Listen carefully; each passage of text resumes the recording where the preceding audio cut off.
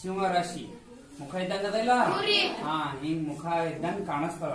ಅವುಗಳನ್ನ ಜೋಡಿಸಿದ್ರೆ ಅಂದ್ರೆ ಒಂದ್ ರೀತಿಯ ಚಿತ್ರ ಕಾಣಿಸ್ತಾವ.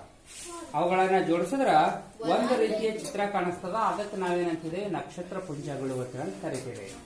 ನಕ್ಷತ್ರಗಳ ಗುಂಪೆ ನಕ್ಷತ್ರ ಪುಂಜ, ಹೌದಾ? ಅದರದೊಂದು ಆಕಾರ ಕೊಟ್ಟಿದ್ದಕ್ಕೆ ಅದಕ್ಕೊಂದು ಹೆಸರನ್ನ ಕೊಡ್ತಾರ. ಇದು ಒಂದು ರಾಶಿ ನಕ್ಷತ್ರದ ಒಂದು ನಕ್ಷತ್ರ ಪುಂಜ. ಇದು ಯಾವ ರಾಶಿ ನಕ್ಷತ್ರ ಅಂದ್ರೆ ಇದು ಸಿಂಹ ರಾಶಿಯ ನಕ್ಷತ್ರ ಪುಂಜ. ಇದು ಸಿಂಹ ರಾಶಿಯ ನಕ್ಷತ್ರ ಪುಂಜ. ಈಗ ನೆಕ್ಸ್ಟ್ ಅಂತ ಕರೀತಾರೆ.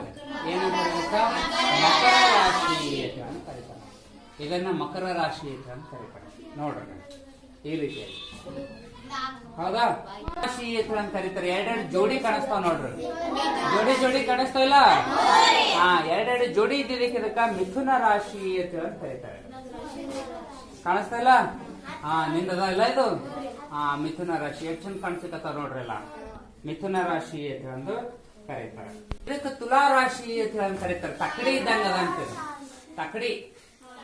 ಹಾ, ತಕ್ಕಡಿಯ ರಾಶಿ ಏಸದ ಇದು? ಏಳದ. ಇದಕ್ಕೆ ಏನಂತಿದೆ? ಸಪ್ತರ್ಷಿ ಮಂಡಲ ಅಂತ ಸಪ್ತರ್ಷಿ ಮಂಡಲ. ಈ ರೀತಿಯಾಗಿ ಕಾಣಿಸ್ತಕ್ಕಂಥದ್ದು ಚಿತ್ರ. ಇದಕ್ಕೆ ನಾವು ಬೇಟೆಗಾರನ ಚಿತ್ರಕ್ಕ ಜೋಡಿಸಿದ್ರು. ಬೇಟೆಗಾರ ಇದೆ